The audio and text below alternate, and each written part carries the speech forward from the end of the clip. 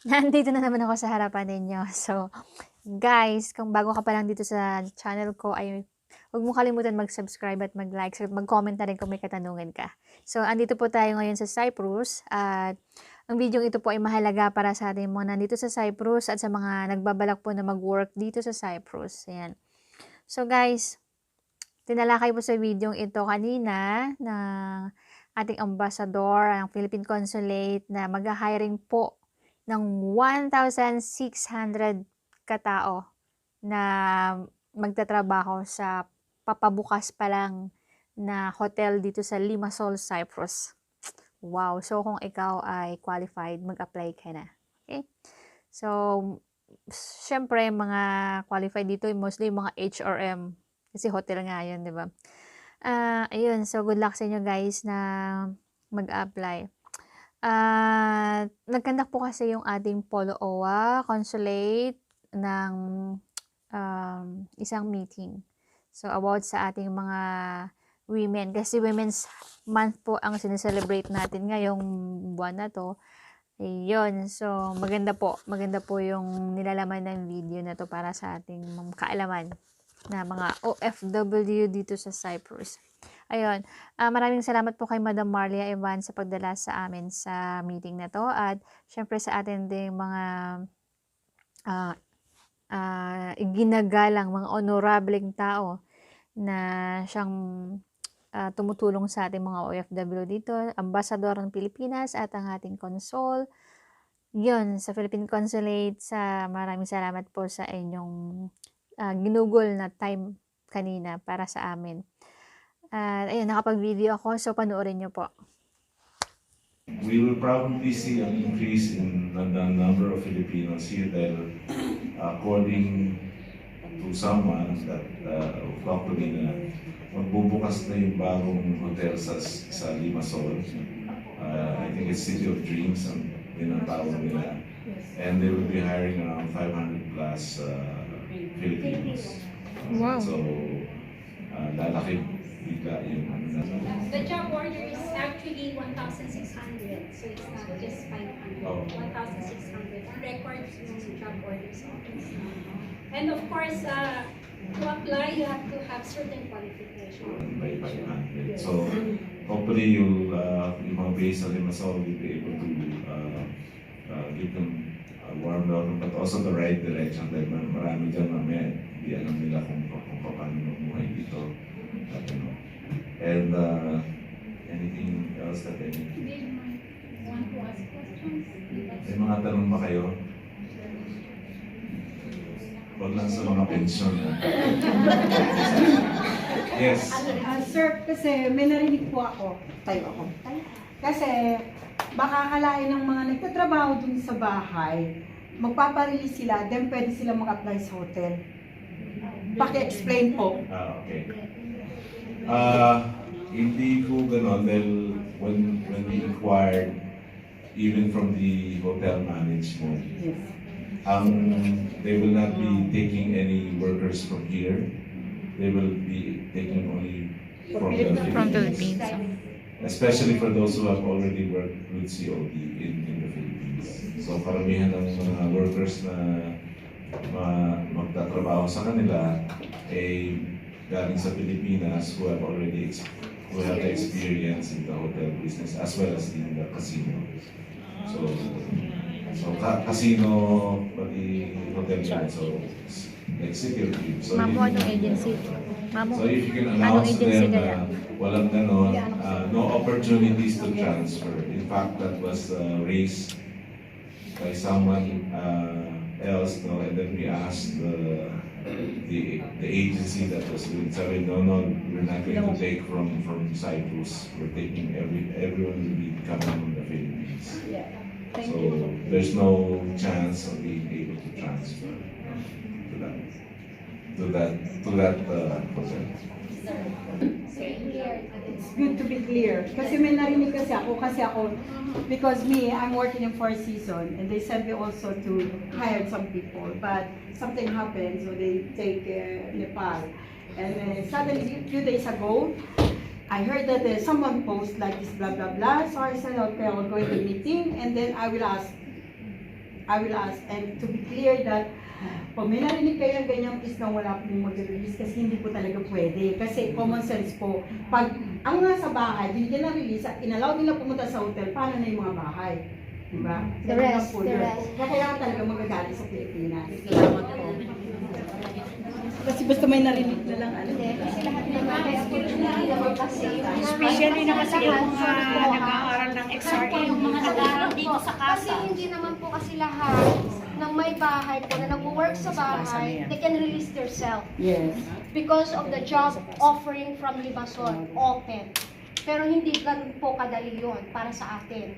Kasi may qualification, first of all, at yung employer kung they will allow you to release or to give you on that May protocol. may tinatawag na protocol po tayo. Yes. Kung saan po kayo, dun lang po kayo. We're not going to the limit po kasi hindi naman po yun ang in-applyan natin at the first. Yung nag-graduate sa casa. And also, again, even those who have graduated from ganito na lang, if you hear something, di ba, in this age of, sinabi nga, misinformation and disinformation, Yes. maganda mag-fact check muna kayo. Okay, patanong nyo lang, you can email Sir, sila para po clear. para clear lang. Doon po sa mga nag-aaral sa casa for, I think, they are, ano ba yun? HRM. HRM po. Are they allowed to work on that position from Limassol if ever na mag-open po? Or mga graduate na sila. Again, Mas maganda po na maliwanag. again ganito, ihiwalay natin, I've talked to the owner of Casa and ganito lang naman ang they bring in students, and then they are, as a student, you're allowed to intern and then you'll be paid, Yan ang yan. okay? OJT. But that doesn't necessarily mean you will be hired, okay? Baka umaasa kayo na Yes sir, mas maganda na po yung maliwanag kami po. baka umaasa kayo na nag-intern tapos may opening okay din, doon na mismo kayo nag-intern hotel and you're expecting na ma-hire kayo. It doesn't work like that because if you're already on an existing visa, then it still goes back to labor, and labor will be the one to say yes or no before immigration will or Ministry of Interior will issue the visa. So linawin lang muna, don't get into presumptions. Of course, may mga iba dyan na siguro mag-o-offer ng services na Interested po sila sir. They are graduated already but they are still waiting for their accommodation for work. And they said that at that school, they want to provide. yes. Yung bus po namin. Hindi, I know. That's why I try to keep it as short as possible. If there are no more questions, Yung bus namin hindi, kung may mga questions kayo, sige, sasabihin ko sa inyo. Sige, kung yung mga kailangan mauna na, your excuse. Ingat kayo.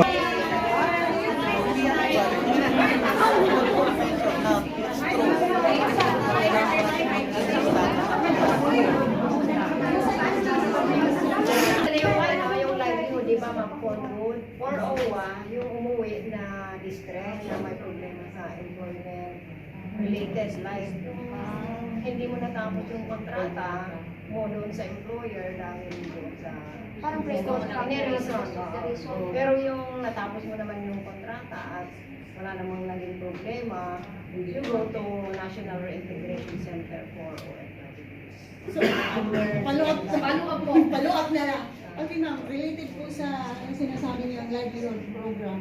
So based on my experience to Ma'am Sylvia, if you are going to for good as OFW, mag-submit ka po ng business plan.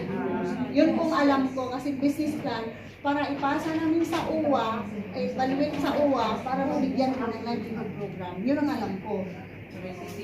Bali yun ang dati natin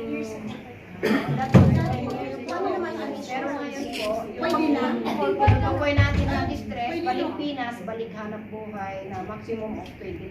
Depende kung active, member. Ma'am, sorry po. You are allowed, hindi CCI pa naman kung anong situation ng May process doon. Ma'am, pag ma-for good na po yung mga nag-work sa houses po, paano naman po yung iniiwan nilang insurance po? Paano po mabibigay yung insurance? Iba na yun. Tagal na kasi ang problema. Between the Okay, ganito na lang. Send in your questions to answer of it. Okay, thank you. Ako, kaming lahat ng students, ako lang ang registration ng lawyer para mag-try kung makapasok kami sa nursing home dito. Kaya lang, sabi ng immigration, they are not allowed us to send become as caregivers because our Employer. housemate. So, paano malinaw ng, for example, kung gusto namin magpapatent status sa Pilipinas, paano ba ang procedure? Oo nga, uuwi, pero saan kami magpapatent status? Pinag-uusapan. Dahil yun din ang nakikita namin, like, for those who are, and we welcome that na yung you're pursuing higher education in order to upgrade your skills and your qualifications. Pero may process pa rin eh. Dahil as far as I know, dahil nung nakausap ko yung mga officials dito, they don't easily allow change status. Lalo na kung yung category mo is household worker. Tapos yun, magkano ka sa higher, sa from caregivers or even hotel worker. Wala silang prosesos doon. Wala silang association. Wala silang proseso. Wala Wala silang proseso. So most likely, ang mangyayari yan, kailangan bumalik ko muna ng Pilipinas. Tapos from there, yung bago yung employer will sponsor you and then they will go through labor and then labor will say yes and then the immigration will then issue the employment permit. As far as I know, pero hindi pwedeng parang outside, parang transfer. Correct po yung sinabi. Parang as far as sa mga nakausap ko, parang sinasabi nila, yeah, we don't have that, but we have to review. Kapag yung review, ibig sabihin niya, matagal na proseso yun. So, basically, There is a possibility, especially if you meet the qualifications, tapos na, and then even if they give you the release, you're going to be released to the same category, hindi to a higher category or a different category. No? Kasi, kung pumasok kayo dito as household workers, yun ang category nyo. Don't be disheartened kasi nung nakausap ni Amba yung may-ari ng kasa, nakausap ko rin siya. Ang kagandahan, sabi nga ni Amba, you're educating yourself, the higher level of education. Ang kagandahan nun, pag natapos kayo, meron kayong napapagawakan. Kung gusto nyo man umuwi para kumuha ng panibagong it doesn't limit you to Cyprus kasi Casa College is in Cyprus, so recognized siya na dito kayo nag-aral.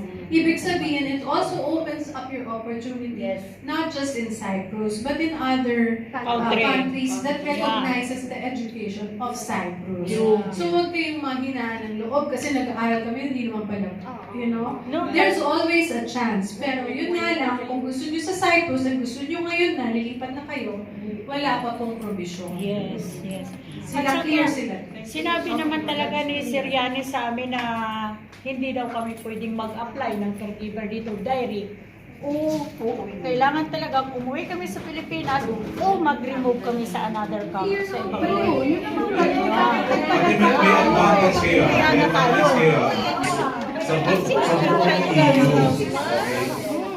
Sa buong EU kayo, may pagkakataon mag-apply because it's an EU certificate, hindi lang Cyprus. Okay? Kaya yun ang lamang yun sa mga taga-Greece. Dahil sa Greece, wala pang nag-offer ng caregiving course to Filipinos. Glad, nag-open itong conference. Recently, we received a job order for 20 caregivers from old age home here. The rate is actually $870. That's probationary for 6 months. And they're paying the minimum wage of $900. But all of this will come from the Philippines. Yung mga caregivers na i-hire dito. So yun yung, so may demand dito, di ba? So nag-ente yung napirmahan ko sa board. But for caregivers from the Philippines. Now, eto sa town hall, I just wanted to announce one thing. It's been brought to our attention when I was visiting dito sa Nicosia, when I was visiting the foreign ministry. Alam kong marami sa inyo na siguro nag-excursion kayo sa kabila. No? Yes, sir. Hindi naman bawal daw. Hindi naman bawal mamasyal sa kabila. Pero dapat we have to be more sensitive. Alam niyo ba kung bakit may green line? Tatanong ko sa inyo. Bakit? Don't call it border dahil alam niyo yung green line. No? Paki-explain po na Hindi niyo alam? Okay. Explain natin, no? Kasi nandito tayo sa Cyprus. Ang alam natin sa Cyprus, dapat isang buo yan. Alright? Pero alam natin, hati din sila. No? May sinasabi sa green line, may buffer zone dyan. Tapos, yung mga, hindi ka basta-basta pwedeng tumawid, di ba? At yung mga nandun, hindi talaga papapasok papunta dito. Okay, just to give you a background, noong 1974 kasi, nilusog to ng Turkey. Okay, on the pretext na para protektahan daw nila yung mga alam na natin, may mga Turkish Cypriots. No? Para protektahan daw yun dahil feeling nila gagantihan ng mga Greek Cypriots. Kaya nilusog nila. At huminto sila dyan sa, alam natin na sinasabi nilang green line. Okay? Kaya may ano doon. Ngayon, bakit sensitibo to sa maraming Cypriots? Kasi nung lumusog yung mga Turkish, may mga namatay ng mga Cypriots kasi pinagdepensan nga nila ang kanilang lupa. At yung mga naapektuhan, karamihan nilipat sa Larnaca at nawala na kanilang ari-arian at mga lupa. Kaya magkaroon tayo ng konting sensitivity sa mga naapektuhan. Tulad dito, punta kami ng San Lucia ng isang araw, ang nag-drive sa amin sa taxi, babae siya, pero pinikwento niya, nawala lahat ng lupa nila, yung bahay nila, nawala. Tapos nung binisita niya, sabi niya, naku, buti na lang patay ng mga magulang ko. Dahil kung nakita nila yung bahay nila, pinatira sa mga nanggaling din Turkey, anong ginawa ng Turkish, pinatirahan yung mga bahay dyan. No? Kung nakita daw, naku, lalong madidismaya dahil hindi daw inalagaan. Magano, nasira yung mga lugar nila. Tapos yung mga, alam ko may nakita akong post, mga strawberry picking. Okay yun. Di ba masaya? Sa atin. Pero sa kanila, dinadamdam na yun dahil lupa nila yun eh. Tapos ibang nakikinabang. Okay, so yun lang yung mga kinukosyon namin sa inyo na kung maaari, kung pupunta tayo kung gusto mo bumisita, dahil kahit kami, in-encourage kami na sige, tignan nyo kung ano yung Famagusta, which is the coast area, kung ano yung iniwan noong 1974, ganun pa rin yun, di ba? Dahil nasa buffer zone yun, wala ka. Pero ginagawa ng Turkey ngayon, inuunti-unti nila, dinidevelop nila, nag-iimbita sila ng mga turista na galing sa ano. Pero, at the back of the minds, dapat isipin din natin, ang mga may-ari nun, nandito na. Iba, karamihan ni-relocate sa Larnaca. Okay? So, let's just be sensitive about those things. We can go, but don't post kung maaari. Tapos, nung nilinaw din namin sa foreign ministry, sinasabi nila, huwag kayo mag-overnight. O hindi gagabihin dahil pag babalik kayo, nagko-close ang entry dito. Tapos hindi basta-basta pinapapasok. Dini-verify muna kung alam ng amo nyo na siya. So, yun lang gusto namin ginamit sa inyo na huwag, kung organize ka, okay na. Pero huwag nyo na i-post para malaman pa ng mga ibang Cypriots. Dahil, pinento lang sa akin ni On Fontriton na yung mga iba nag-react na sabi na, ano ba yung mga Pilipino na yan? Paalisin na yan dito. Ganun sila karamdamin dahil and I think it's justified. No? Parang nangyari, pumunta ka doon, sabi natin, namili kayo doon. So, yun sa kabila, well, ito yung nalalaman ko, yung sa kabila, may kuryente sila nagagaling dito, hindi sila nagbabayad. Yes, true. Kayo ang nagbabayad, pati yung mga amo nyo. Tapos ganun din, sasabihin nyo, mas mura doon. Mas mura doon kasi hindi sila walang buwis. Walang tax. Okay. Pero ngayon, naghihigpit na raw, kung mamimili kayo doon, papapasukin dito, hindi nyo maipapasok. Hindi nyo maipapasok dito ng mga produkto galing doon. So as much as possible, let's just be aware of this, nandito tayo, okay nga, excursion, gano'n. Pero let's also be sensitive kung ano yung pinapasok natin. Hindi na yung, hindi wala tayong pakialam, dahil may repercussions din yan. Lalo-lalo na yung sinasabi sa akin, dito, na maraming tumawag sa kanya, tapos sinasabi, dapat siya pinapapis na. Dahil parang tinatraidor tayo dito. Dito kayo magtatrabaho, pero pinapayaman nyo, o hindi, nakikinapang isa kabila. So let's just be sensitive about that. And then the second is,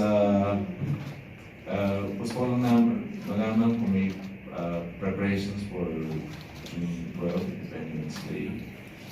Kung may mga activities na pinaplano, please let us know para ma-schedule din namin yung mga activities na gagawin namin. Can I announce?